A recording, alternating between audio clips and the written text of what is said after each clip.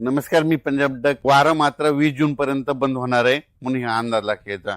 20 जूनच्या नंतर टेम्परेचर देखील उष्णतेची लाट देखील कमी होणार आहे म्हणून हे अंदाज लागायचा. आणि राहिला प्रश्न आता परत शेतकऱ्याचा असा प्रश्न आहे, खरंच दुष्काळ पडणार आहे का? तर सर्व शेतकऱ्याला सर्वप्रथम सांगतो, दुष्काळ हे मनातला काढून टाका. दुष्काळ वगैरे काही पडणार नाही. जूनच्या शेवटच्या आठवड्यात मात्र शेतकऱ्याच्या पेरण्या होणार आहे एवढं मी सांगू इच्छितो. काही जणांच्या जूनच्या शेवटच्या आठवड्यात होईल आणि त्याच्यातून जर काही शेतकरी उरले तर 10 जुलै ते 15 जुलै मध्ये पेरण्या होतील. पण शेतकऱ्याच्या पेरण्या होणार एवढं निश्चित आहे, कारण की जूनच्या शेवटच्या आठवड्यात चांगला राज्यात पाऊस येणार आहे. ते पाऊस काय होणार आहे, विदर्भाकडून येणार आहे. काय असते माहितीये का, तुम्हाला सांगू इच्छितो की मान्सून केरळमधून दाखल झाल्याच्या नंतर पुढे सरकारच्या नंतर महाराष्ट्रात दाखल झाला आणि त्याच्यानंतर स्थिरावला आणि असं उभं वारं सुटलं की काय होतं, मग पाऊस काय होतं, मग पूर्वेकडूनच पाऊस येत आहे. मग परत काय होतं, ते इकडून पाऊस येत नाही, मग पूर्वेकडून पावसाला सुरुवात होती. मग पूर्वेकडून म्हणजे कोणता येत आहे, विदर्भ, इकडून तेलंगणाकडून, मग तिकडून पाऊस येणार आणि महाराष्ट्रातल्या परत शेतकऱ्याच्या पेरण्या लागणार म्हणून हे अंदाज लक्षात. पेरणी करताना सर्व शेतकऱ्याला सांगू इच्छितो, सगळ्यांची पेरणी एकदम होणार नाही.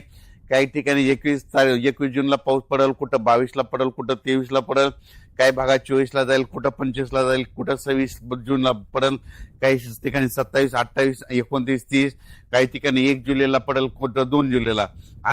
तर काही ठिकाणी 1 जुलै 2 जुलै पर्यंत पाऊस पडेल म्हणून हे लक्षात. पण पेरण्या मात्र सगळ्याच्या सर्व शेतकऱ्याच्या होणार म्हणून हा अंदाज लक्षात. सर्वप्रथम विदर्भातल्या शेतकऱ्याला सांगू इच्छितो, तुमच्या विदर्भामध्ये काय होणार, पूर्व विदर्भ म्हणजे वर्धा, नागपूर, भंडारा, गोंदिया, चंद्रपूर, यवतमाळ, अमरावती ह्या पट्ट्यामध्ये काय होईल, जरा लवकर पाऊस येईल तर तिकडे लवकर पेरण्या सुरू होतील. त्याच्यानंतर पश्चिम विदर्भ, त्याच्यानंतर पश्चिम विदर्भाकडे पाऊस येईल, त्याच्यानंतर मराठवाड्याकडे येईल, त्याच्यानंतर पश्चिम महाराष्ट्राकडे जाईल आणि त्याच्यानंतर उत्तर महाराष्ट्राकडे काय होईल, 23-24 जूनच्या नंतर मग तिकडे देखील चांगला पाऊस पडेल. 23 ते 30 मात्र उत्तर महाराष्ट्राकडे देखील चांगला पाऊस पडेल. मुंबईला देखील चांगला पाऊस पडणार आहे ह्या शेवटच्या आठवड्यात म्हणून मुंबईकरांसाठी आनंदाची बातमी. मुंबईला तर मुसळधार पाऊस पडेल, पुण्याकडे देखील पडेल, कोकणात देखील पडणार आहे. मुंबईला काही ठिकाणी म्हणजे पहिलाच पाऊस असा पडेल की म्हणजे चांगला मुसळधार अतिवृष्टीसारखा मुंबईला देखील पाऊस पडेल म्हणून हे देखील मुंबईकरांना अंदाज लक्षात यायचा. जूनच्या शेवटच्या आठवड्यात मुंबईला देखील पाऊस राहील, पुण्याला देखील पाहिजे, कोकण घाटमाथ्यावर देखील चांगला पाऊस पडेल. पण पाऊस येणार आहे शेवटच्या आठवड्यात येणार आहे.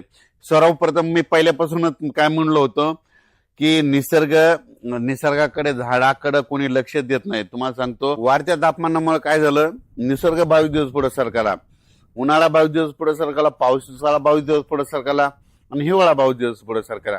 दरवर्षी 7 जूनला पाऊस येतो ना, मग त्या 7 जून मध्ये 22 मिसळा ना, मग किती व्हायले, दरवर्षी 25, 26, 27, 28 जूनला महाराष्ट्रात पेरण्या लागतील म्हणून हे वर्षानुवर्षाचा अंदाज लक्षात घ्या.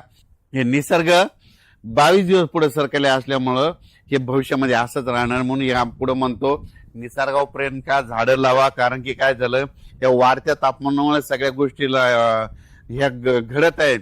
ग्लोबल वॉर्मिंग, पृथ्वीचं तापमान वाढत चालल्यामुळे ह्या सगळ्या गोष्टीला आपल्याला सामोरे जावं लागणार आहे म्हणून भविष्यामध्ये झाडं लावावीच लागतील. झाडं लावा आणि पृथ्वीचं तापमान कमी करा.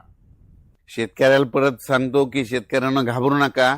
हे तुम्ही जर मोबाईल उघडलं की तुम्हाला ते एल निनो नाव दिसेल. तुम्हाला सांगतो, आता तुम्ही वाटल्यास ना ते पेरू देशाचं तिथलं समुद्राचं तापमान करा, तिथून खाल्ल्या भागातलं तापमान करा.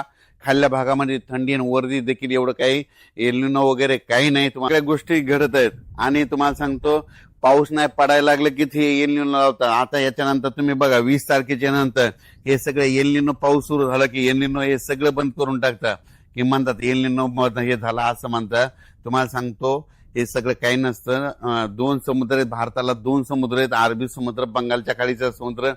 अरबी समुद्रातला जरी पाऊस नाही आला तर बंगालच्या खाडीचा पाऊस येतो, आपल्या भारताला पाऊस पडतो म्हणून म्हणतो पाऊस येणार आहे निश्चित आणि पेरण्या होणार आहे. यावर्षी सरासरी इतका पाऊस पडणार आहे, परतीचा पाऊस धुमाकूळ घालणार आहे म्हणून हा अंदाज सर्व शेतकऱ्यांनी लक्षात घ्यायचा.